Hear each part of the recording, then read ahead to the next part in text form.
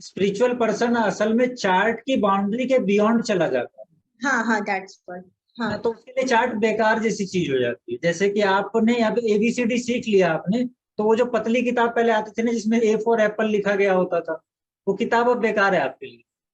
वैसी ही किताब हो जाती है एस्ट्रोलॉजी, वैसे स्पिरिचुअल पर्सन के लिए वैसी ही किताब हो जाती है वो। एस्ट्रोलॉजी की जो कुंडली होती है ना, वो बिल्कुल वैसी बेकार किताब हो जाती है। उसके वो बियॉन्ड चला गया। अब वो फ्री विल को भी समझता है और भाग्य को भी समझता है, और उन दोनों पर अधिकार भी है उसका। लव मैरिज पर हम बात करते हैं, और आप सभी लोगों को पता है जब आप कुंडली देखेंगे तो लव के लिए कौन सा हाउस होता है, प्रेम के लिए। अगर हम हाउस की बात करें तो कुछ चीजें हैं जो हमें शुरुआत करनी पड़ेगी, जो हमें देखनी पड़ेगी। 5th house.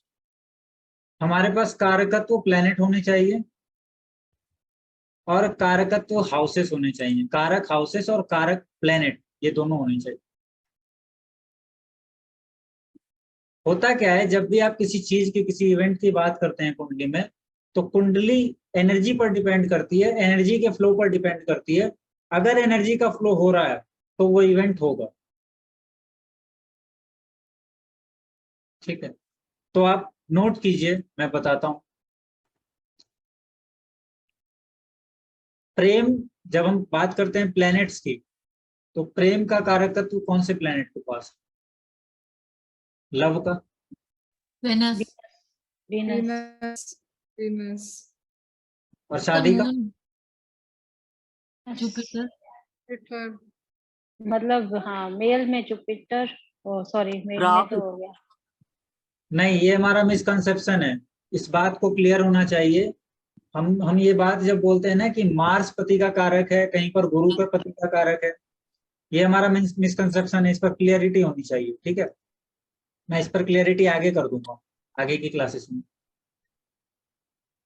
जब आप बोलते हैं कि आपके लव का कारक शुक्र है, मैं आपसे कहता हूं कि अगर लव का कारक शुक्र है और मैरिज का भी शुक्र है, तो हर मैरिज में लव क्यों नहीं होता?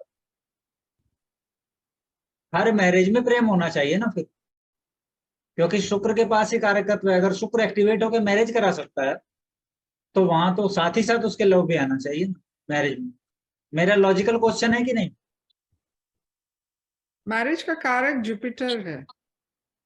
मैरिज का कारक जुपिटर नहीं है मैम। अच्छा। हाँ, मैरिज का कारक जुपिटर नहीं। मैरिज की सस्टेनेबिलिटी का कारक जुपिटर है। मैरिज सस्टेन कैसे करेगी, कितना करेगी, उसका कारक जुपिटर है। मैरिज करवाने की जिम्मेदारी तो शुक्र की होती।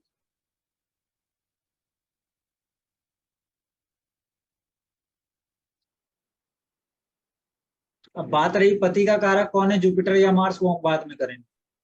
तो जब हम बात करते हैं लव के कारक की, तो लव मैरिज से पहले की बात हम करें, पहले लव होगा फिर तो लव मैरिज होगी ना।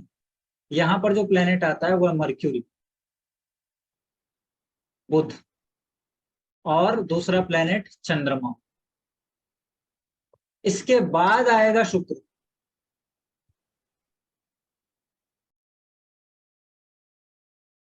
मैरिज करवाने की मतलब ये मरकरी होगा मैरिज करवाने के लिए? नहीं मैम, मेरी बात को ध्यान से सुनिए, मैं बार बार रिपीट नहीं कर पाऊंगा। मैं लव के कारक की बात कर रहा हूँ। लव का कारक, प्रेम का कारक मर्क्यूरी, बुध और चंद्रमा। क्योंकि प्रेम तभी होता है जब मन को चीजें भाती है, या फिर आपके अनकॉन्शियस माइंड में कोई चीज रिपीटेडली फिल्म की तरह चलती रह जाए, तो आप उसको कहते हैं कि ये हमें प्रेम हो गया उस व्यक्ति से,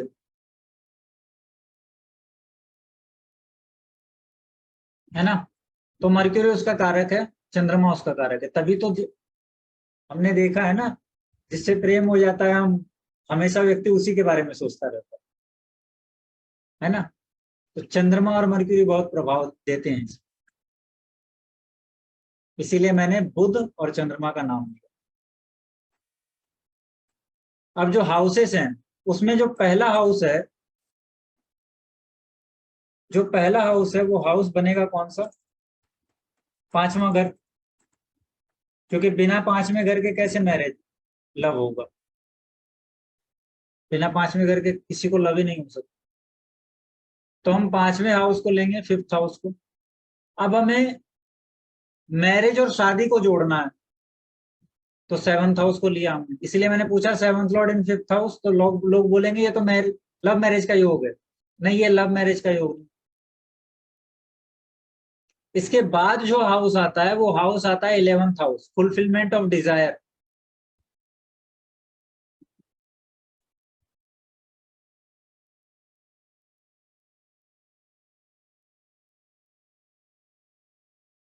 उसके बाद जो हाउस हम लेंगे वो लेंगे चौथा भाव, 4th हाउस। 4th हाउस आपके भीतर जो प्रेम की भावना है उसके लिए डिसिप्लिन कितना है वो दिखाता है। डिसिप्लिन का मतलब कि आप अगर प्रेम में पड़ते हैं, एक व्यक्ति अगर प्रेम में पड़ता है तो वो कुछ अनएथिकल चीजें ना करे।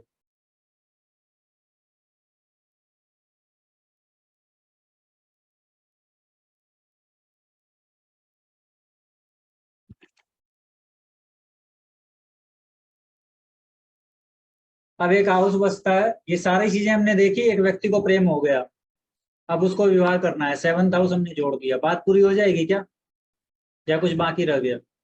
Second house probably. Second house बाकी रह गया। अगर सेकेंड हाउस हमारे इस सर्किट में नहीं आता है तो उस व्यक्ति की फैमिली क्रिएट नहीं होगी, क्योंकि सेकेंड हाउस फैमिली का। तो हमारे पास जो हाउसेस हैं, second house, 11th house, 4th house, 7th house, 5th house, ये हाउसेस में एनर्जी फ्लो होनी चाहिए।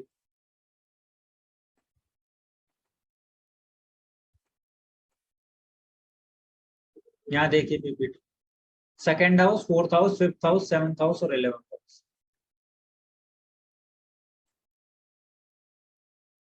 ये हमारे पॉइंट्स हो गए। इसके अलावा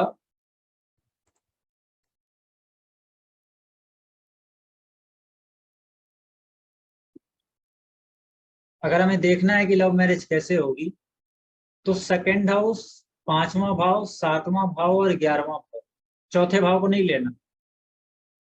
अगर ये स्ट्रांगली कनेक्टेड हो जाते हैं और सर्किट पूरा कर लेते हैं तो हम कहेंगे कि व्यक्ति की सक्सेसफुल लव मैरिज होगी।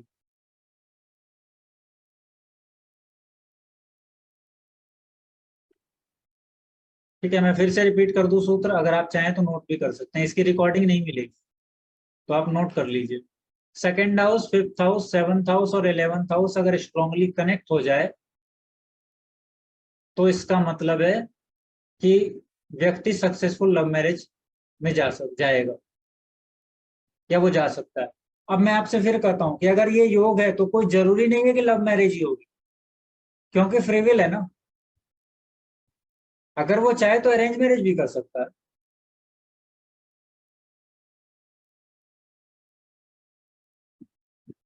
और हर हाल में लग्न बहुत इंपॉर्टेंट है, बिना लग्न के तो आप कोई भी डिसीजन ले ही नहीं सकते। लग्न से शुरुआत होगी हर बात की और लग्न पे ही जाके अंत होता है सारा खेल कुंडली में।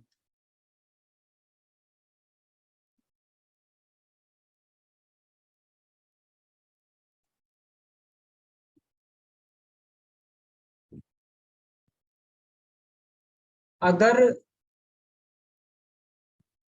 कोई एक प्लेनेट या 2 प्लेनेट या 3 प्लेनेट, अभी तो मैंने कहा कि ये हाउस स्ट्रांगली कनेक्टेड हो तो होती है मैरिज, लव मैरिज। मैं ये कहता हूं कि कोई एक प्लेनेट या कोई 2 प्लेनेट भी अगर इन हाउसेस को कनेक्ट कर देंगे तो भी लव मैरिज की संभावना बहुत बढ़ जाती है। इसके अलावा कुछ प्लेनेटरी अलाइनमेंट हैं जो हमें देखना पड़ता है, जैसे सैटर्न इन 5th हाउस, किसी की कुंडली में है सैटर्न 5वें भाव, किसी के पास है ऐसी कुंडली? हाँ सर, मेरे पास है। Even Married? my neighbor has this combination, Saturn. Sir मेरे पास है ये कुंडली। तो मैरिड है वो लोग? Yes sir. अभी ये साल हो रहा है शादी अभी।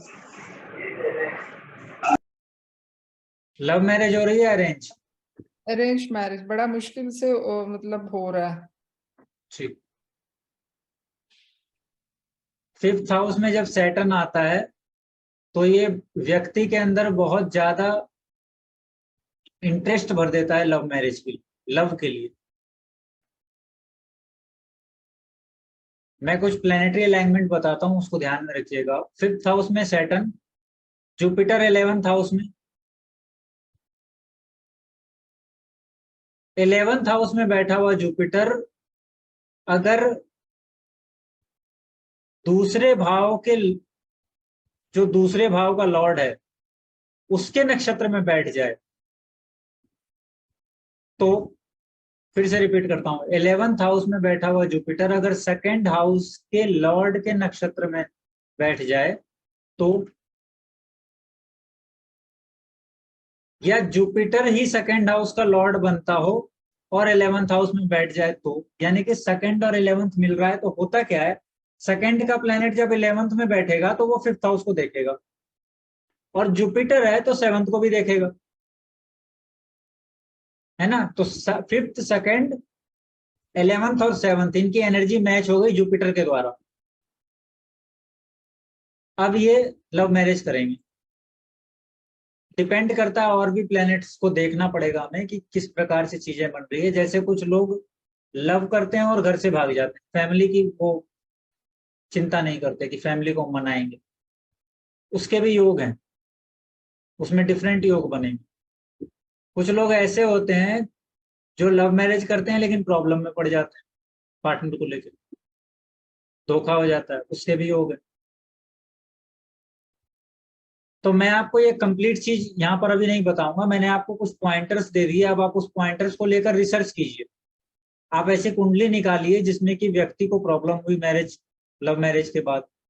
ऐसे कुंडली निकालिए जो लोग लव करके, जिन्होंने प्रेम किया और भाग गए शादी करने के लिए। ऐसे भी कुंडली निकालिए जिन्होंने अपने परिवार वालों को मनाया फिर शादी। फिर आपको डिफरेंस पता चलेगा। हाउसेस इतने ही मिलेंगे लेकिन कनेक्शन का पता चलेगा कि और कौन से हाउसेस मिल रहे हैं। हाँ विष्णुप्रिया जी।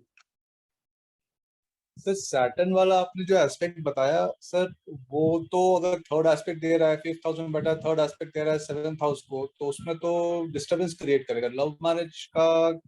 और सैटर्न, और जैसे अब मेष लग्न कुंडली की राशि का भी फ्लेवर देखना पड़ेगा ना, फिर 5th हाउस में है तो। बिल्कुल ही देखना पड़ेगा। अगर आप कॉम्बिनेशन देख रहे हैं तो सर्किट पूरा हुए बिना कोई भी इवेंट नहीं होता। हाँ 5th हाउस में जब सैटर्न होता है तो व्यक्ति शादी के प्रति, अरेंज मैरिज के प्रति उदासीन होता है, लव मैरिज के प्रति थोड़ा ज्यादा अट्रैक्टेड होता है। Okay sir. ऐसे ही था सर, मैं जिस चार्ट की बात कर रही हूँ वो बंदा was trying for a love marriage, but वो जम ही नहीं रहा था। फाइनली घर वालों ने जबरदस्ती से अभी शादी, मतलब अभी वो उसको मुश्किल से कोई लड़की पसंद आ गई। मैं यही कह रहा हूँ ना कि सैटर्न अपना काम करेगा। उनका प्रॉब्लम यही है कि वो खोज रहे थे कि कोई मिल जाए, लव मैरिज कर ले, लेकिन मिली कोई नहीं, क्योंकि सैटर्न भी अपना काम कर रहा था और सैटर्न से जो एनर्जी क्रिएट हो रही थी वो भी अपना काम कर रही थी। और एक लड़की भाग के शादी की है, उसका 5th लॉर्ड जुपिटर का था और 5th लॉर्ड 12th में बैठा है राहु के साथ, तो वो लड़की भाग के शादी की है। तो राहु जैसा प्लेनेट आ रहा है ना, वहां पे हाँ। 6th और 8th का भी कॉम्बिनेशन मिलेगा। आप देख लीजिए 6th और 8th का कॉम्बिनेशन, 6th या 8th का मिलेगा। हम्म। अच्छा, अब कई बार क्या होता है ऐसी स्थितियों में, 5वें, 7वें और 11वें घर की कनेक्शन मिल गया और 2nd हाउस का कनेक्शन नहीं मिल रहा है, तो ऐसी स्थिति में क्या होता है, वो लोग प्रेम तो करते हैं लेकिन फैमिली नहीं बना पाते। जनरली मोटे तौर पे मैं कर रहा हूँ, अगर फैमिली बना ली उस लोगों ने तो फैमिली में प्रॉब्लम आएगी, क्योंकि वहां स्थिति यही होती है, या तो फैमिली वाले राजी नहीं होंगे या फिर कुछ और वो करेंगे। तो जो भी करेंगे उसके अलग से प्लैनेट्स और हाउसेस कनेक्ट मिलेंगे आप।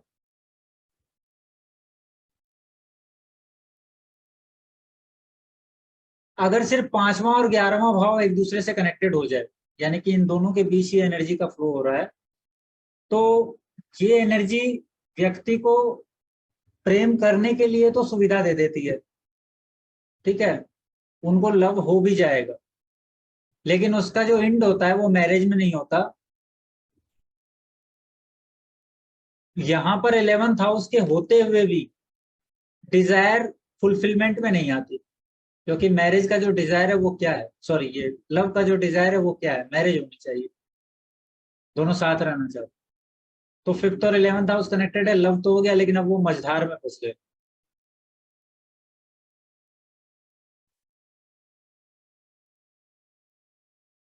तीसरी स्थिति मान लीजिए 2nd house, 5th house, 11th house, ये तीनों कनेक्ट हो गए। अब ऐसी स्थिति में क्या होता है कि ऐसे लोग लव भी करते हैं, कई बार फैमिली को भी राजी कर लेते हैं, लेकिन शादी नहीं हो पाती है। कारण क्या है? क्योंकि 7वें भाव की एनर्जी मैच नहीं कर रही है, 7वें भाव की एनर्जी का फ्लो नहीं बनता। 5वां दूसरा और 11वां बन गया, 7वां भाव नहीं आता।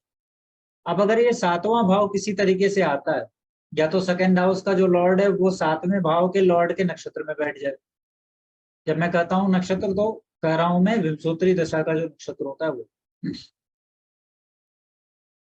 या फिर किसी भी प्रकार से। और अगर 7वां भाव नहीं होता है ना, तो ऐसी स्थिति में शादी अगर वो कर लेंगे तो उनकी प्रोजेनी पर इफेक्ट पड़ जाएगा, वहां पर जो संतानें होंगी उस पर इफेक्ट पड़ जाता है।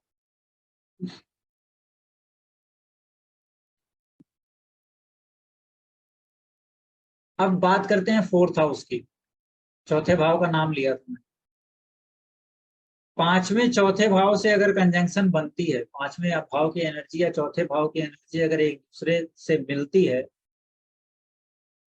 तो ऐसे लोग बहुत मायनों में देखे जाते हैं कि वो लव मेकिंग करते हैं सिर्फ फन के लिए, इसका कोई डिजायर नहीं होता, और इससे सिर्फ और सिर्फ मेंटल टेंशन ही मिलती है। सर रिपीट करिए। 5वें और चौथे भाव के बीच अगर एनर्जी का फ्लो होता है, तो ऐसे लोग लव मेकिंग करते हैं सिर्फ और सिर्फ फन के लिए। बहुत मैक्सिमम केसेस की बात कर रहा हूं मैं, एक्सेप्शन सब जगह होते हैं।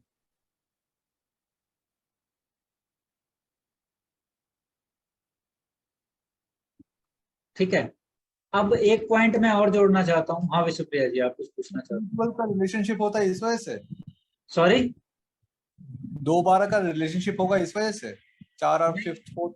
नहीं, 4th हाउस हमारे डिसिप्लिन को दिखाता है। जी, लव में जो डिसिप्लिन होता है ना, उसको दिखाता है। तो जो मैंने कहा 5th हाउस और 4th हाउस की एनर्जी, यहाँ पर न तो शादी बीच में आ रही है, ना फैमिली आ रही है, ना कोई डिजायर बीच में आ रहा है, 11th हाउस भी नहीं आ रहा, लेकिन प्रेम का हाउस आ गया। Okay, done sir.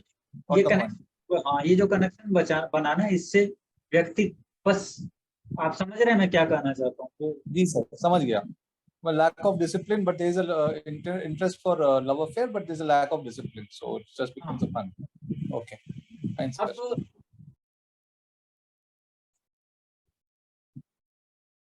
12वें भाव को अगर आप जोड़ते हैं तो इसमें व्यक्ति की सेक्सुअल डिजायर्स आएगी। 5वां और 12वां भाव अगर मिलेगा तो प्रेम होता है सेक्सुअल डिजायर के कारण, चाहे वो व्यक्ति बोले कि ना बोले, लेकिन कारण वो हो जाता है।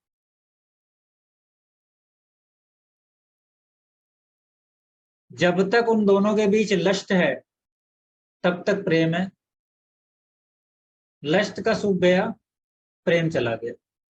आप समझ रहे होंगे मैं क्या कह रहा हूं, अगर आप इसको अनुभव कर पाए तो आप समझ रहे हैं। होता है ना कि जब तक मुझे सामने वाले से कुछ मिल रहा है तब तक मैं, मेरे अंदर उसके लिए प्रेम है, अगर वो नहीं मिल रहा है तो फिर बात खत्म। लेकिन इन सारे कॉम्बिनेशंस को जो मैं बता रहा हूं उनको लिटरली नहीं लेना है, फिर से बता रहा हूं। इनके साथ आपको पूरी एनर्जी को चेक करना है कि जो एनर्जी बन रही है, क्या कहीं उस एनर्जी से कोई एक्सेप्शन पैदा हो रहा है, कोई काउंटर रूल क्रिएट हो रहा है।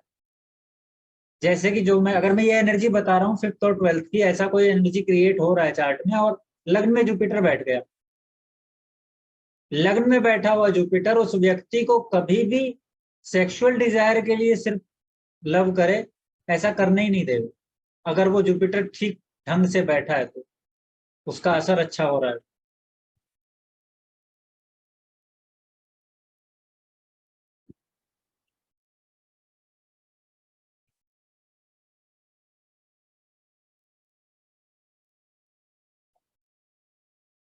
5th हाउस, 7th हाउस और 8th हाउस की एनर्जी मिल गई मान लीजिए।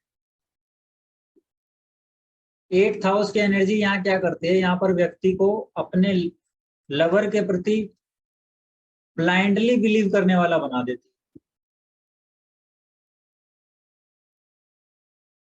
और इससे प्रॉब्लम आती है।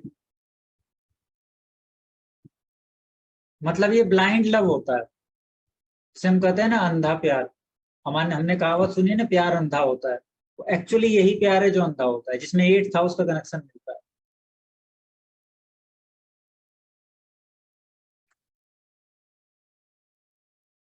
यहाँ पर कोई भी सोच समझ के किया हुआ काम नहीं होता, सब कुछ अनमाइंडफुल ढंग से होता है। लोग बस करते हैं किसी इन्फ्लुएंस में आकर।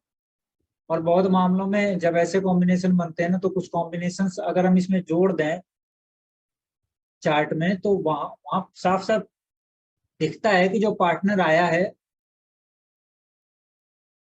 वो एक्चुअली पास्ट लाइफ के किसी डेप्थ के कारण आया है।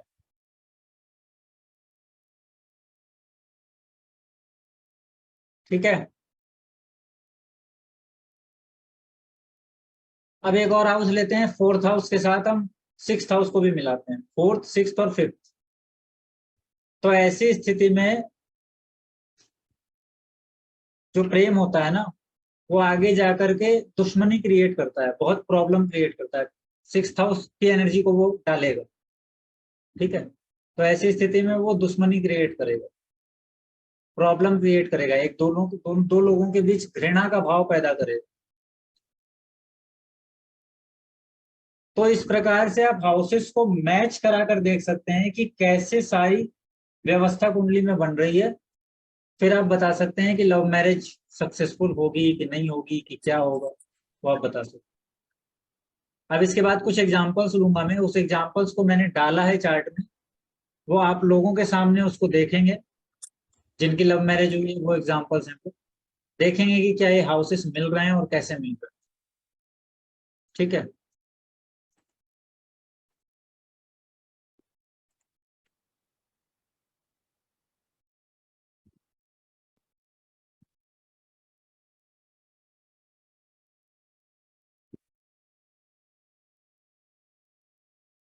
एक ये चार्ट देखिए,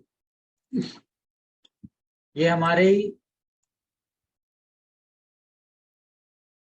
किसी पार्टिसिपेंट के द्वारा दिया गया है। इस चार्ट को आप ध्यान से देखिए, मेल और फीमेल दोनों का चार्ट है। सबको दिखाई दे रहा है ना चार्ट? मैं मार्क करता हूं हमें कौन कौन से हाउसेस चाहिए। 2nd house, 5th house, 7th house, 11th house और 4th हाउस भी हमें देखना होता है, लेकिन 4th को मैं मार्क करता हूं ऐसे। इसमें भी करते हैं। लगन भी देखेंगे सर? लगन तो देखेंगे ही, इसीलिए लगन को मार्क नहीं कर रहा हूं। एनर्जी के फ्लो को समझने के लिए जितना काम है उतना ही मार्क कर। ठीक है। अब देखिए एक एक चार्ट में किस प्रकार से चीजें हो रही। 2nd हाउस में राहु बैठ रहा है। प्रियंका मैम, ये चार्ट आपने भेजा था मुझे। Yes sir. ठीक है। इन दोनों के बीच की मैरिज की स्थिति बता दीजिए सभी लोगों को। सर शादी चल रही है बस, लेकिन शादी दोनों एक दूसरे के साथ खुश नहीं है, बस सामाजिक तौर से रहना है बस, इसलिए शादी चल रही है। अच्छा, मैं आपको एक बात बताता हूँ, मैं कॉम्बिनेशंस की बात करता था। इस कॉम्बिनेशंस की दुनिया में कुछ कॉम्बिनेशंस ऐसे भी हैं जहां पर हमें पता चल जाता है साफ साफ कि व्यक्ति ट्रूली अपने पार्टनर को प्रेम नहीं करता, सचमुच नहीं करता, वो बस उसके साथ हो। मैं कॉम्बिनेशन वो भी भूल रहा हूँ। ठीक है। चलिए अब देखते हैं। 2nd हाउस में यहाँ मेल के चार्ट में राहु है। 5th का जो लॉर्ड है वो 8th हाउस में गया है। मैंने क्या कहा,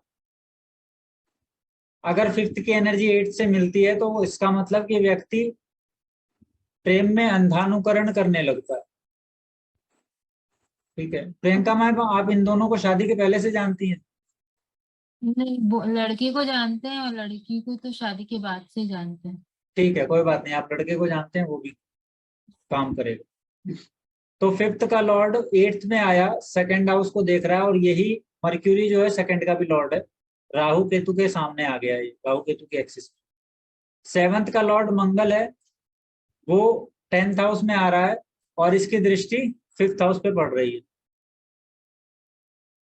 11th हाउस का लॉर्ड 7th हाउस में आ गया है, लग्न को देख रहा है, और लग्न लॉर्ड 5th हाउस पर दृष्टि देने वाले मार्स के साथ 10th हाउस में बैठा है। यही मार्स 12th का भी लॉर्ड है। ठीक है, अब बात करें अगर हम चौथे भाव की, तो यहाँ पर जो चंद्रमा बैठा है वो तीसरे भाव का लॉर्ड है, और इसका मालिक 4th हाउस का 9th हाउस में गया। ये हो गई मेल के कुंडली की बात। अब फीमेल में करते हैं। फीमेल में 5th हाउस में केतु है, 5th हाउस का लॉर्ड सैटर्न। पहले सेकंड हाउस लेते हैं, फैमिली। यहां पर देखिए राहु के साथ है 11th house, fulfilment of desire. 5th house को देख रहा है। अगर आप ध्यान से देखें तो यहाँ पर एक एक्सचेंज भी है।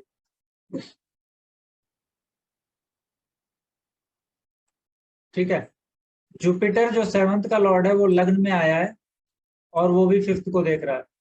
यहाँ पर किसके साथ बैठा है? 5th के लॉर्ड के साथ भी बैठा है। 5th का लॉर्ड भी देख रहा है 7th को, सैटर्न।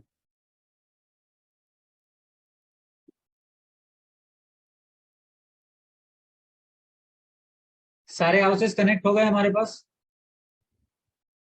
बात अगर हम करें चंद्रमा की, जो कि 11th का लॉर्ड है, उसके साथ मार्स आकर बैठ गया है, 8th हाउस का लॉर्ड अगेन, और 6th हाउस का लॉर्ड जो सैटर्न है वो भी लग्न में आकर बैठा है, और वही केतु का डिस्पोजिटर है, साथ ही साथ वो 6th हाउस का भी लॉर्ड है, 5th हाउस का भी लॉर्ड है। तो यहाँ पे तो प्रॉब्लम बनेगी ना, दोनों की मैरिज होगी तो। दिख रहा है, एक मैरिज करेगा अंधानुकरण करके, ब्लाइंड लव, अंधा प्यार, और दूसरे की कुंडली में है मैरिज, लव मैरिज से प्रॉब्लम, यानी कि लव से प्रॉब्लम। मैरिज का योग है लव मैरिज का, लेकिन प्रॉब्लम क्रिएट होगी। ये दोनों जगह दिखाई दे रहा है ना हमें मामला। किसी को समझ नहीं आ रहा है ये चार्ट तो मुझे बताइए।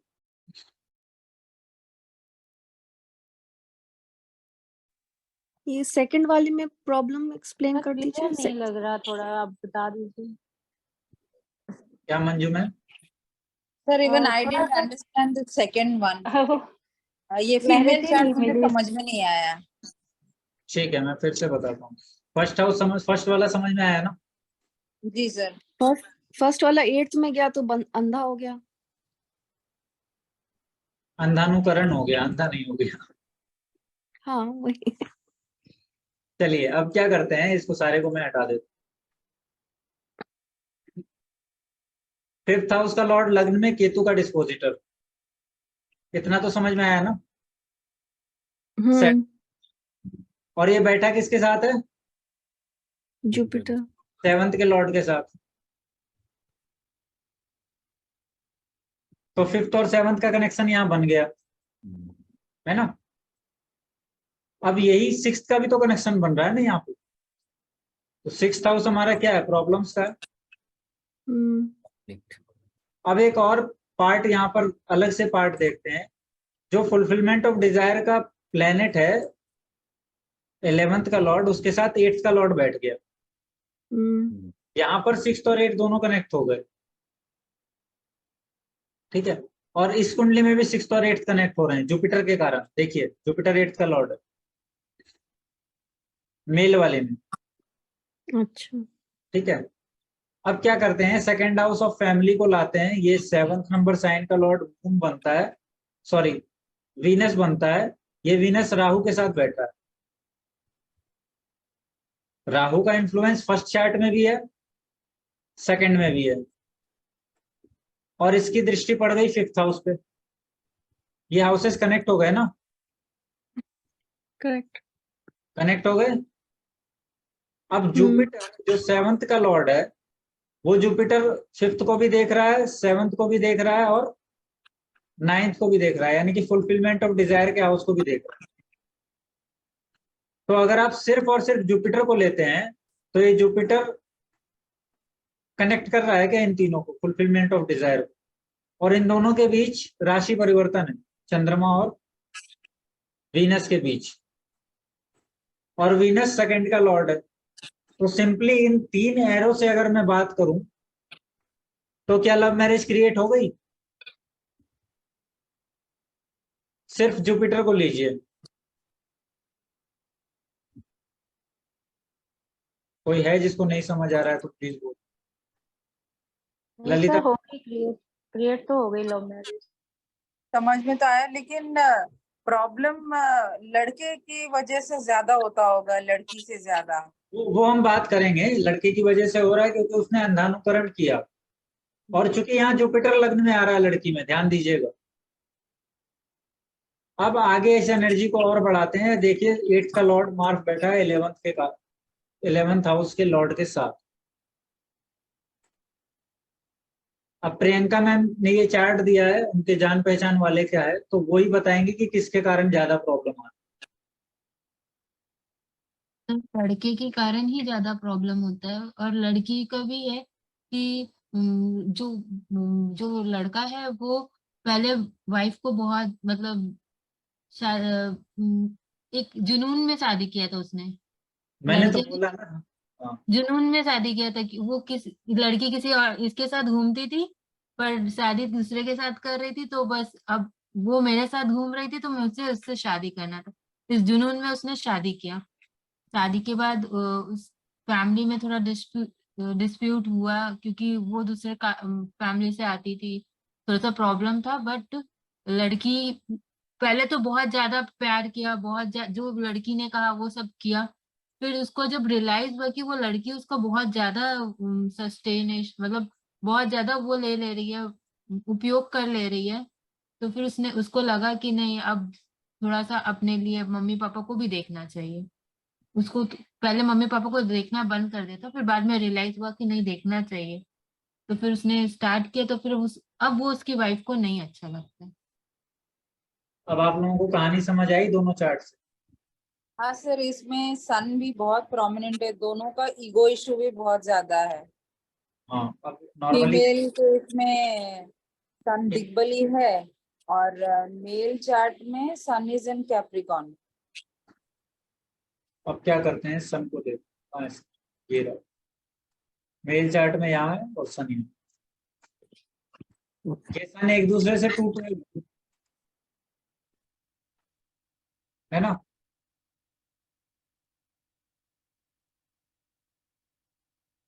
और लड़की के चार्ट में जो सन है एक्चुअली वो ज्यादा प्रॉब्लम करेगा।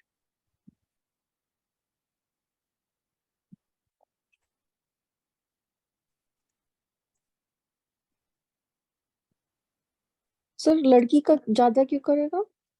आप बताइए क्यों करेगा मैम? कैप्रिकॉन में है सन, इसलिए क्योंकि सैटर्न के उसमें। लड़की का 10th हाउस में है। तो दिग्बली है 12th हाउस का स्वामी है ना सर, लड़की की कुंडली में 12th हाउस का। यहाँ पे दिग्बली है, अभी के लिए यही समझिए कि यहाँ पे दिग्बली है। ठीक है। ये क्या नाम है? प्रियंका मैम, ये लड़की मैनिपुलेटिव है। मैनिपुलेटिव तो होगी ना। हाँ, मैनिपुलेटिव है बहुत, है ना, बिकॉज फैमिली का सेकंड हाउस जो लॉर्ड है वो राहु के साथ में 11th हाउस में है। That means there is some issues with their manipulation, that is why the problem started. हाँ, और झूठ भी बोलती है, बात बात झूठ बोलती है, झूठ बोलती है। यस झूठ भी बोलती है। इवन लड़के की एक सिस्टर है छोटी, उसकी शादी में मतलब जो लड़के की वाइफ है वो नहीं गई, मतलब अपनी ओन नंद की शादी में वो नहीं गई, सिर्फ ईगो इश्यूज के कारण, कि वो शादी के टाइम कुछ बहस हो गई, शादी के बाद नंद और भाभी में बहस हो गया था, इसलिए अब हम उसकी शादी में भी नहीं जाएंगे। ईगो इश्यूज बहुत है। तो हमने देख लिया ना, ये चार्ट में दिख रहा है। ये है हमारा जो फैक्टर है मैच मेकिंग के लिए जो हम यूज कर सकते हैं वो ये है। लव मैरिज के लिए भी मैंने दिखा दिया आपको। अब एक और चार्ट देख, ये चार्ट अलग अलग हम देखेंगे, ठीक है। बस ये देखने के लिए कि लव मैरिज कैसी है, क्योंकि ये चार्ट किसने दिया मुझे याद नहीं।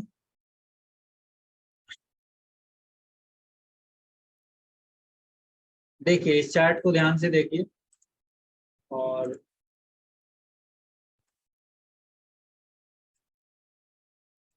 फिर से हाउसेस कनेक्ट करते हैं हम।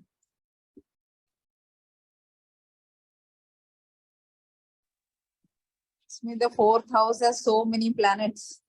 हाँ, और ये फोर्थ हाउस में जो सो मेनी प्लैनेट्स है ना, मैंने क्या कहा, फोर्थ हाउस डिसिप्लिन है लव का, तो इसने लव मैरिज तो दी,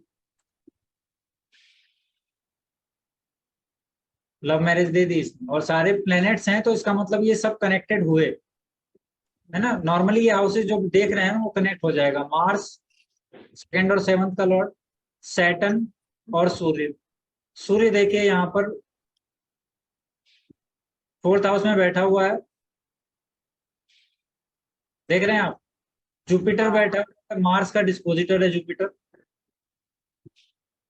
मर्क्यूरी 12th का लॉर्ड,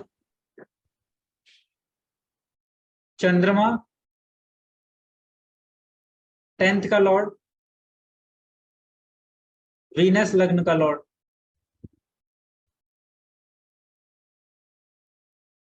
सब कनेक्टेड हो गए, लेकिन यहाँ पर क्या होगा, कुछ प्रॉब्लम आनी चाहिए व्यक्ति में, मैरिज में एक्चुअली। अब एक चार्ट और दिखाता हूँ। हाँ मतलब वहां पे कोई एथिक्स भी नहीं होंगे, सारे 6, 8, 12 के प्लैनेट्स चौथे भाव में बैठे हुए। अब देखिए एक और चार्ट,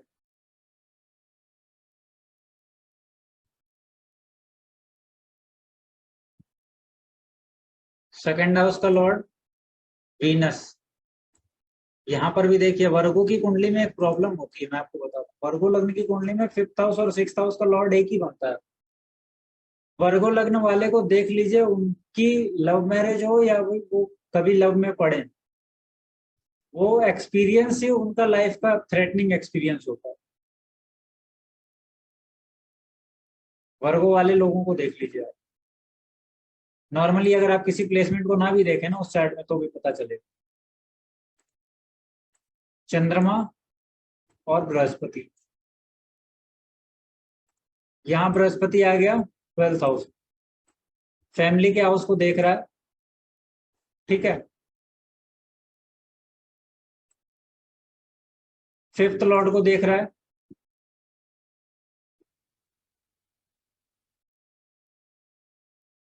और मून 11th हाउस से 8th हाउस में आकर सेकंड हाउस को देख रहा है ना। जिस मार्स की हम बात कर रहे हैं, मंगल की, जो 5th हाउस को देखेगा यहाँ पर, वो इंटरकनेक्शन में है, यानी कि राशि परिवर्तन है 8th हाउस के साथ चंद्रमा,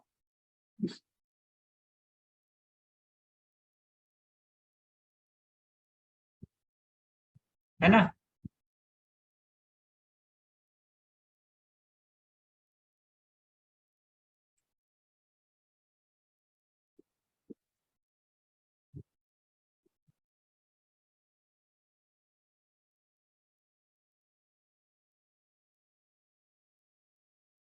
अब और दूसरा एक चार्ट दिखाता हूं। What is the status of this person's married life?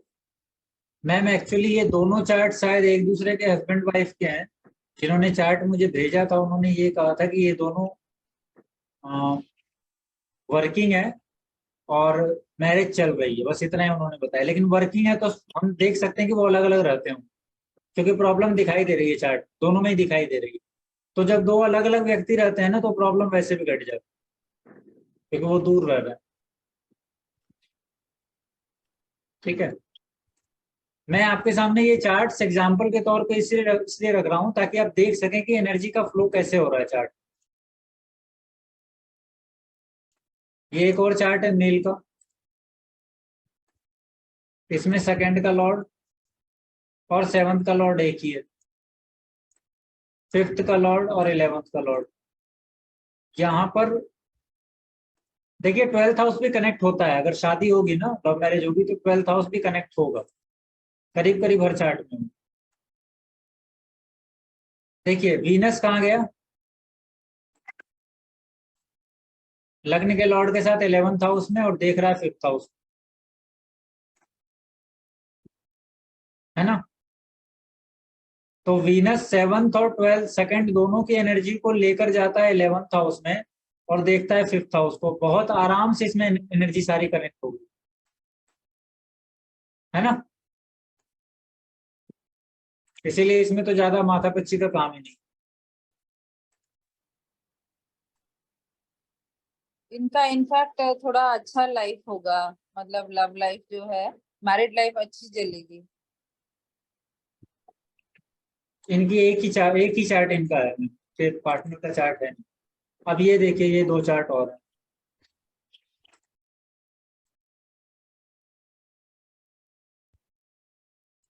अभी तक जो हमने जाना और समझा उससे हम अंदाजा लगा सकते हैं कि क्या स्थिति रही होगी। इसमें देखिए सेकंड हाउस में जुपिटर वीनस एक साथ है, यहाँ पर 5th का लॉर्ड 6th में आ गया है, ठीक है।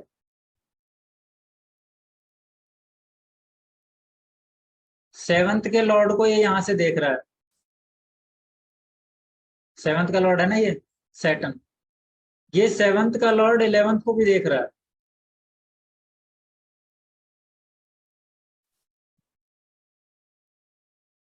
जुपिटर 6th को भी देख रहा है। अब और अगर हम देखें तो Jupiter, 2nd and 6th connected हो गया। हाँ जुपिटर को अगर हम लें तो जुपिटर 5th के लॉर्ड को देख रहा है, यहाँ पर चंद्रमा पर नजर डालता है और 8th हाउस को देख रहा है, तो 8th की एनर्जी को नहीं लेता। ये कनेक्शंस यहाँ बन रहे हैं। सूर्य जो 5th का लॉर्ड है, सॉरी 2nd का लॉर्ड है, वो नीच का हुआ है इस जगह पे।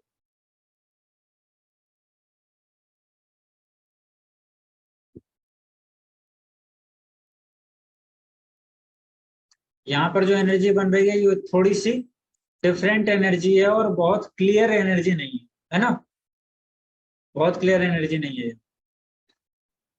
अब दूसरे चार्ट को देख, 5th का लॉर्ड और 2nd का लॉर्ड एक ही है, मर्क्यूरी कहाँ गया है 11th हाउस में और 11th हाउस से 5th हाउस को देख रहा है, 7th के लॉर्ड को देख रहा है। 2nd हाउस का लॉर्ड 5th हाउस और 7th के लॉर्ड दोनों को देख रहा है, बहुत आसानी से एनर्जी क्रिएट हो गई ना।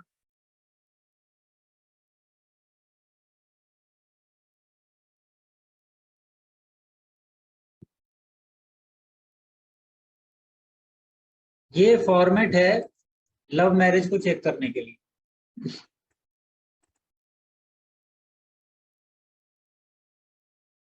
और अब ये यात्रा हमारी love marriage, arrange marriage, match making, ये यात्रा हमारी चलती रहेगी 3 महीने तक। आप में से किसी को अगर ये कोर्स ज्वाइन करना हो तो आप मुझे व्हाट्सएप पर कांटेक्ट कर लीजिएगा, मैं यहाँ पर डाल देता हूँ नंबर चैट बॉक्स में,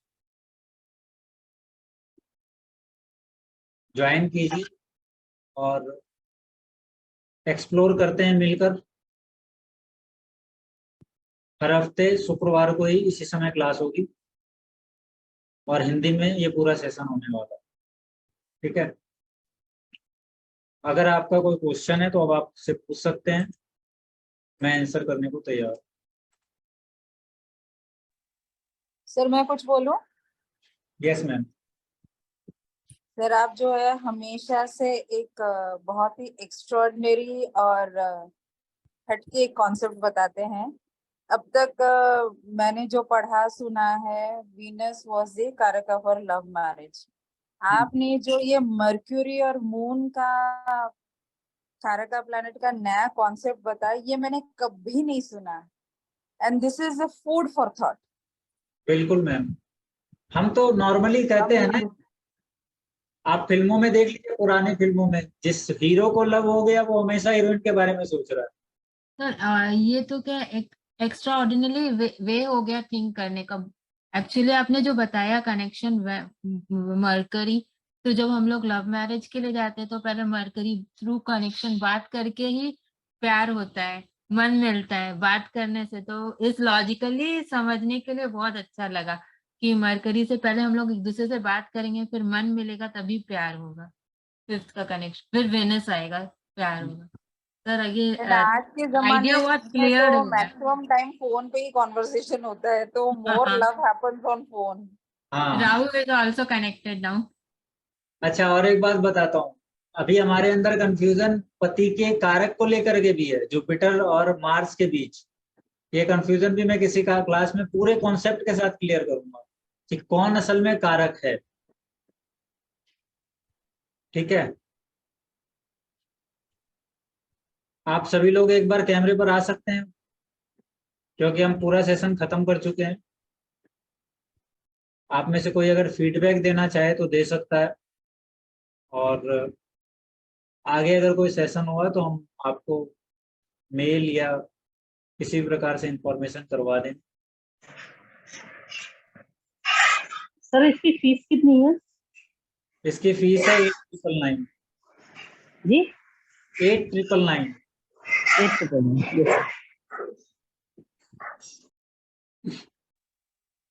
और मैं लिमिटेड लोगों को ही लूंगा, मैं बता देता हूं, क्योंकि इसमें मेरे साथ आप सभी को मेहनत करना पड़ेगा।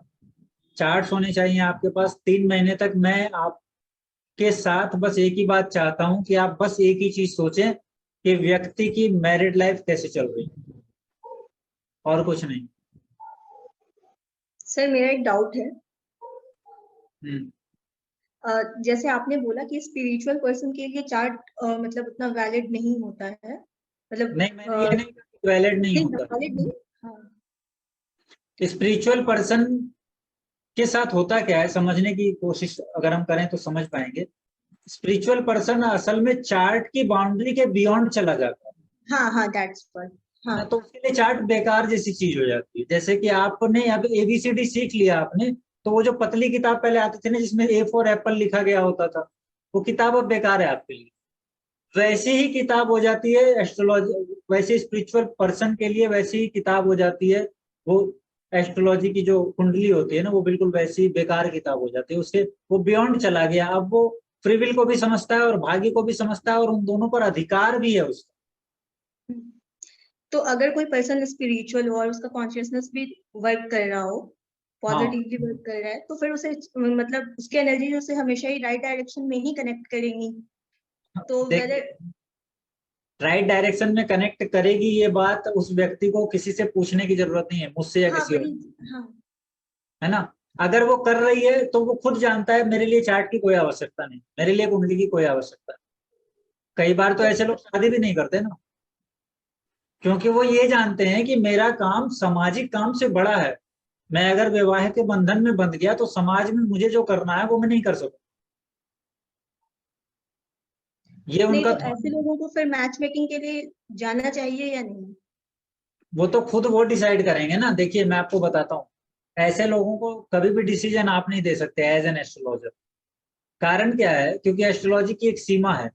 उस सीमा के बाहर वाला व्यक्ति कभी भी इस बारे में सोचेगा ही नहीं कि मुझे विवाह करना है तो मैं मैच मेकिंग कराऊं, क्योंकि उसको जो विवाह के लिए स्त्री दी जाएगी ना, वो कुदरत खुद चुन करके देगी, या वो खुद किसी को अट्रैक्ट करेगा। अट्रैक्ट का मतलब वैसे अट्रैक्ट नहीं जैसे आजकल लोग करते हैं।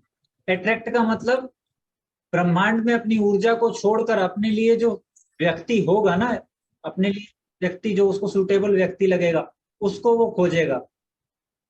जैसे रामकृष्ण परमहंस की पत्नी कौन थी पता है आप? नहीं नहीं पता। माँ शारदा देवी। शारदा देवी। उनका कभी मैच मेकिंग नहीं हुआ, और वो दोनों स्पिरिचुअली बहुत ज्यादा इवॉल्व थे। रामकृष्ण अपनी पत्नी को माँ कहा करते थे, पत्नी कभी नहीं कहा उन्होंने। पर ये भी तो होता है सर, जो स्पिरिचुअल पर्सन है उसके ऊपर जो भी कष्ट आता है वो खुश होके मतलब वो एक्सेप्ट करके आगे बढ़ता है, वो कभी कंप्लेन नहीं करता। अपनी तो बात ही छोड़िए, ऐसे लोग दूसरों के कष्ट भी ले लेते हैं। स्पिरिचुअल पर्सन की बात तो हमें इसलिए नहीं करनी चाहिए क्योंकि ये मामला ही उसके दायरे के बाहर चला जाता है। हम जिस मामले की बात कर रहे हैं ना, इसके दायरे के बाहर की बात है स्पिरिचुअल होना। स्पिरिचुअल होने का मतलब आजकल जो व्यक्ति 2 घंटा बैठ के ध्यान करता है उसको मैं स्पिरिचुअल नहीं कहता, वो 8 घंटा बैठ के भी ध्यान करेगा तो मैं स्पिरिचुअल नहीं कहूंगा। स्पिरिचुअल होना आपके कर्मों पर निर्धारित नहीं है, आपके स्टेट, चेतना की जो स्टेट है ना उस पर निर्धारित है। आपका चेतना का स्टेट क्या है वो अगर पता चलता है तो आप स्पिरिचुअल है। और उसको पता लगाने के लिए भी वैसा ही व्यक्ति चाहिए जिसकी चेतना का कोई स्टेट हो। नॉर्मल व्यक्ति तो ये पता ही नहीं लगा सकता कि जिसको हम देख रहे हैं उसकी चेतना का स्टेट क्या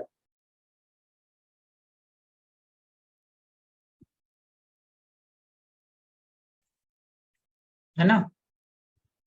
तो इस प्रकार से हमें देखना और समझना पड़ेगा। हर चीज अपने आप में एक गहरा अस्तित्व और रहस्य लिए हुए है। जब तक हम सिर्फ उसी चीज की तरफ नजर न डालें तब तक हम पकड़ नहीं पाएंगे कि उसमें क्या छिपा है। और वहां डालने के लिए नजर बहुत हमें नॉन जजमेंटल दृष्टि रखनी पड़ेगी, जिसमें कि कोई जजमेंट